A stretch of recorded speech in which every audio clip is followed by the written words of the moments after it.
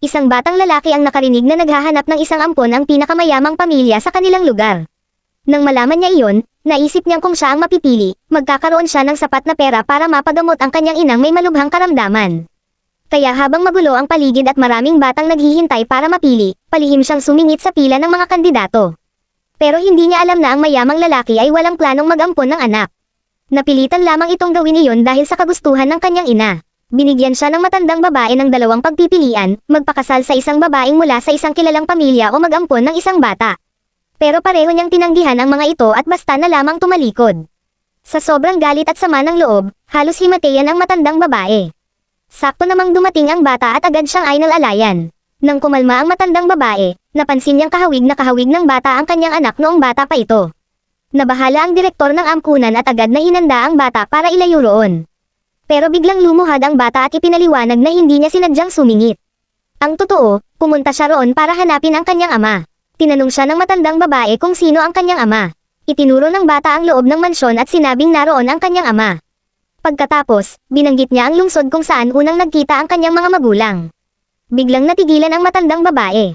Naalala niyang 7 taon na ang nakalipas, 1 taon ring nanirahan ang kanyang anak sa lungsod na iyon.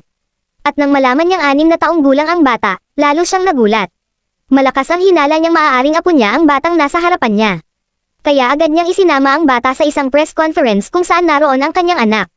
Nang makita ng bata ang lalaking nasa entablado, walang pag-aalinlangan siyang tumakbo palapit dito at tinawag itong ama. Biglang natahimik ang buong lugar. Hindi makapaniwala ang lalaki sa kanyang narinig. Dahil nakikita nitong litong-lito ang kanyang anak, ipinaliwanag ng matandang babae na malaki ang posibilidad na anak niya ang bata. Ngunit bago pa man siya makapaniwala, binanggit ng bata ang pangalan ng kanyang ina. Sa isang iglap, naalala ng lalaki ang kanyang dating kasintahan. 7 taon na ang nakalipas, itinago niya ang kanyang tunay na pagkatao bilang isang CEO at pumunta sa isang construction site ng kanilang kumpanya.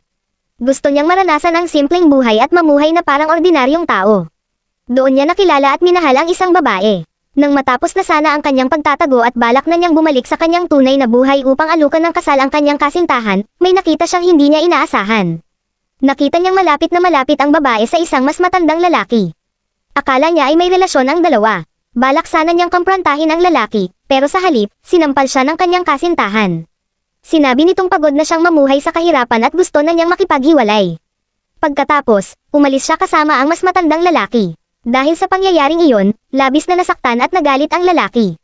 Sa loob ng 7 taon, kinamuhian niya ang kanyang dating kasintahan.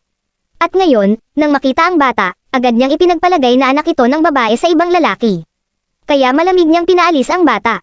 Sinubukan ng bata na ipaliwanag na walang asawa ang kanyang ina at kasalukuyang may malubhang karamdaman. Pero itinulak lamang siya ng lalaki at malamig na tumalikod. Agad siyang tinulungan ng matandang babae na makatayo. Naniniwala siyang napakabata pa ng bata para magsinungaling tungkol sa ganitong bagay. Kaya inutusan niya ang kanyang butler na imbestigahan ang lahat ng nangyari sa ina ng bata sa nakalipas na 7 taon. Kasabay nito, ipinakuha rin niya ang sample ng buhok ng bata para sa isang DNA test kasama ang kanyang anak. Hindi nagtagal, bumalik ang butler dala ang isang nakakagulat na resulta ng investigasyon. Nalaman nilang maagang nawalan ng parehong magulang ang ina ng bata at pinalaki lamang ito ng kanyang tiyuhin sa panig ng kanyang ina. Nang makita ng lalaki ang mga litrato mula sa investigasyon, bigla siyang natigilan. Ang matandang lalaking nakita niya 7 taon na ang nakalipas, ay walang iba kundi ang tiyuhin pala ng kanyang dating kasintahan. Doon lamang niya napagtanto ang katotohanan. Mali pala ang lahat ng kanyang inakala. At sa loob ng 7 taon, kinamuhian niya ang babaeng wala naman palang ginawang pagtataksil sa kanya.